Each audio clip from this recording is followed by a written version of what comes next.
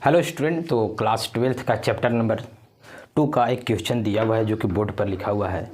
यह क्वेश्चन कई बार एग्जाम में पूछा गया है। इसको लेकर के बहुत ही बच्चों को ऑफलाइन क्लास में डाउट हो रहा था, तो हमने सोचा कि ऑनलाइन क्लास के माध्यम से इसको समझा देते हैं ताकि वो बार बार जब भी डाउट हो इसको देख सके। तो क्वेश्चन में बोल रहा है कि 12 माइक्रोफैराडे धारिता वाले 4 संधारित्र का नेटवर्क 500 वोल्ट आपूर्ति से जुड़ा है, जैसा कि चित्र में दिखाया गया है। यहाँ पर दिखाई दे रहा होगा आपको। नेटवर्क के समतुल्य धारिता ज्ञात करना है और प्रत्येक संधारित्र पर चार्ज है। इसमें आपका वैल्यू दिया हुआ है कि C1 है, ये C2 है, C3 है और C4 है। फर्स्ट ऑफ ऑल हमको इस क्वेश्चन का मीनिंग समझना है। अगर आप क्वेश्चन को नहीं समझते हैं ना तब बनाते रह जाइएगा क्वेश्चन को, लेकिन समझ नहीं पाएगा कि आंसर कैसे आया। कह रहा है कि 12 माइक्रोफैराडे धारिता वाले 4 संधारित्र है। इसका मतलब हुआ स्पष्ट यही कि जो यहाँ पर हमारा संधारित्र दिया है, जिसको धारिता बोलते हैं, सूचित करते हैं C से, वो C1, C2, C3 और C4 चारों का मान आपस में बराबर है। अब बराबर है तो चारों का जो मान दिया है अपना वो 12 माइक्रोफैराडे दिया है। यानी बोल सकते हैं अपने शब्दों में कि C1 का भी वैल्यू 12 माइक्रोफैराडे है, C2 का भी 12 माइक्रोफैराडे, C3 का भी 12 माइक्रोफैराडे और C4 का भी 12 माइक्रोफैराडे। ठीक है।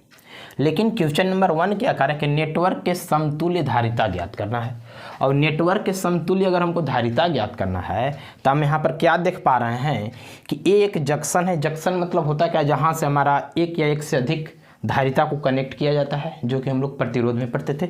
और यहाँ से C1, C2 और C3 श्रेणी क्रम में जुड़ा हुआ है, जबकि यहाँ से आगे बढ़ जा रहा है तो यह श्रेणी क्रम में नहीं है। क्यों?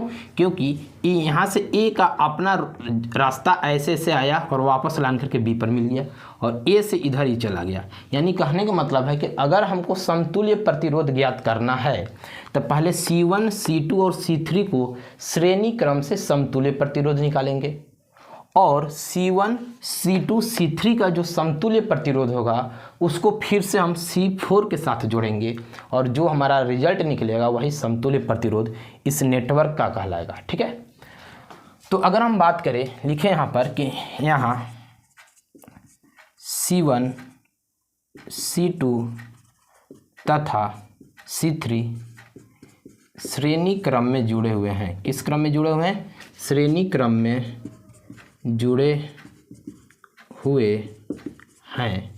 और श्रेणी क्रम में अगर जुड़े हुए हैं तो हम फार्मूला बतलाए हैं कि समांतर क्रम में रहेगा तो क्या होगा, श्रेणी क्रम में होगा तो क्या होगा।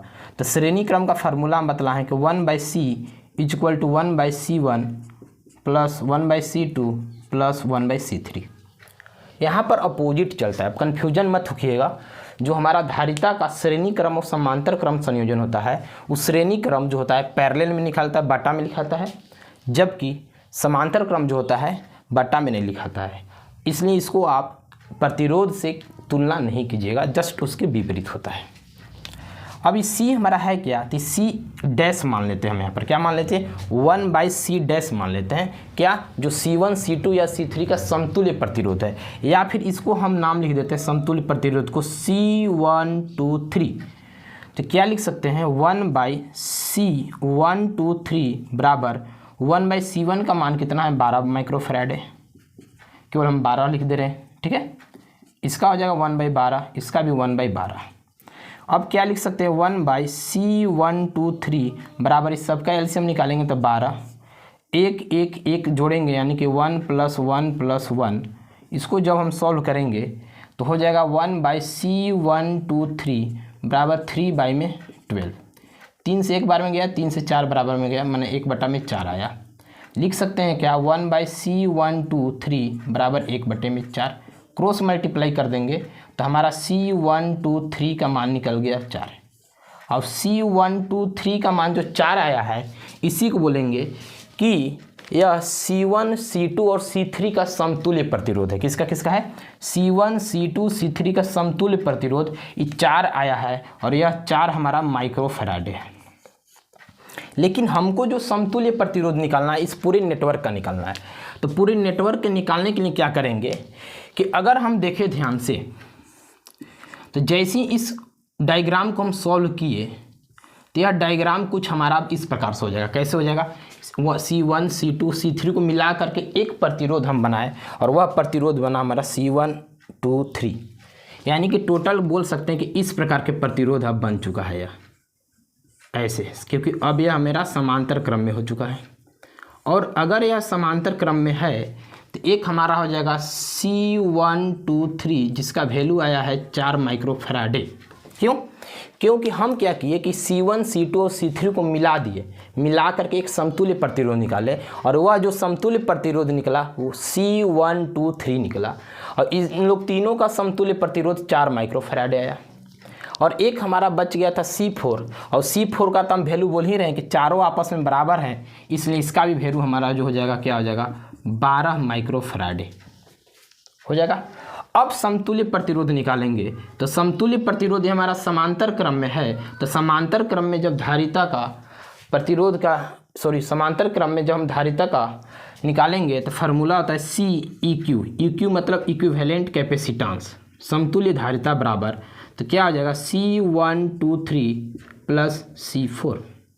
तो CEQ बराबर हो जाएगा 123 का वैल्यू मेरे पास है 4 माइक्रोफैराडे प्लस C4 का वैल्यू है 12 माइक्रोफैराडे। अब इसको जोड़ लेंगे तो CEQ बराबर आ जाएगा 12 और 4 16 माइक्रोफैराडे। तो इस प्रकार से क्वेश्चन नंबर इसका फर्स्ट जो हमारा चाह रहा था नेटवर्क के समतुल्य धारिता आ चुका है। यहाँ तक अगर कोई दिक्कत है तो आप वीडियो को रोक करके बारी बारी से एक करके देख सकते हैं। आगे अगर हम बात करें बी नंबर क्वेश्चन की, तो बी नंबर क्वेश्चन में आपका क्या कर रहा है कि प्रत्येक संधारित्र पर चार्ज ज्ञात करना है, यानी Q ज्ञात करना है। तो प्रत्येक संधारित्र पर अगर चार्ज ज्ञात करेंगे तो उसके लिए हमारे पास फार्मूला है Q = CV। क्या है? Q = CV। तो सबसे पहले हम मान लीजिए निकाल रहे हैं C4 पर। किस पर मान लिए? हम निकाल रहे हैं मान लीजिए Q = C4V। यहाँ पर C4V का मतलब है कि हम जो Q फाइंड आउट कर रहे हैं, जो चार्ज निकाल रहे हैं, वह कैपेसिटेंस 4 पर निकाल रहे हैं, धारिता 4 पर निकाल रहे हैं। अब Q निकालने के लिए हम करेंगे क्या, C4 का वैल्यू मेरे पास है, देख सकते हैं कितना है 12, तो लिख देंगे 12 गुने V का वैल्यू हमारे पास है कितना, तो V का वैल्यू मेरे पास है 500। लेकिन हम क्या करेंगे कि जो हमारा 12 है ना माइक्रोफैराडे में है, तो माइक्रोफैराडे को हम कन्वर्ट कर देंगे किसमें, फैराडे में। तो लिख सकते हैं कि 12 गुने 10⁻⁶ गुने 500। अब इसको सॉल्व कर लीजिए तो 12 × 5 कितना हो जाएगा 60 पर 2 0 गुने 10⁻⁶ कूलम। ये मेरा Q का वैल्यू निकल गया। किसका वैल्यू निकला? Q का। इसी प्रकार से अगर हम बात करें तो बोल सकते हैं क्या कि हेंस C1 या C1 = C2 = C3। क्यों? क्योंकि कैपेसिटेंस जो धारिता है C1, C2, C3 भी तो हमारा बराबर है, लेकिन इन लोग तीनों को मिलाने के बाद एक हमारा समतुल्य प्रतिरोध आया, और वह जो समतुल्य प्रतिरोध आया था वो क्या आया था, हमारा समतुल्य प्रतिरोध C123 वह 4 माइक्रोफैराडे आया था। क्या आया था? 4 माइक्रोफैराडे। अगर इस 4 माइक्रोफैराडे पर समतुल्य प्रतिरोध पर हम निकालना चाहे क्या चीज़, अगर मान लो हम निकालना चाहे Q, तो Q = हो जाएगा C123 गुने V। बाकी वैल्यू को पुट कर दीजिए तो Q बराबर हो जाएगा C123 का हमारे पास कितना दिया धारिता 4 माइक्रोफैराडे, तो 4 गुने 10⁻⁶ कर देंगे। क्यों? क्योंकि माइक्रोफैराडे को हम कूलम में कन्वर्ट कर दिए, यानी कि 10⁻⁶ फैराडे होता है, और गुने में 500 कर देंगे। अब इसको कर लीजिए सॉल्व, 500 गुने 4 करेंगे तो हो जाएगा 2000 गुने 10⁻⁶ कूलम। Q का वैल्यू आ गया। तो इस प्रकार से हम बोल सकते हैं कि प्रत्येक प्रकार के अगर इस प्रकार के जो भी क्वेश्चन मिलेगा उसको हम समतुल्य प्रतिरोध और धारिता या चार्ज निकाल सकते हैं। जहाँ पर भी आपको समझ में नहीं आया होगा एक बार वीडियो को रिपीट कीजिएगा, समझ में आ जाएगा, एक एक तोड़ करके बतलाएंगे।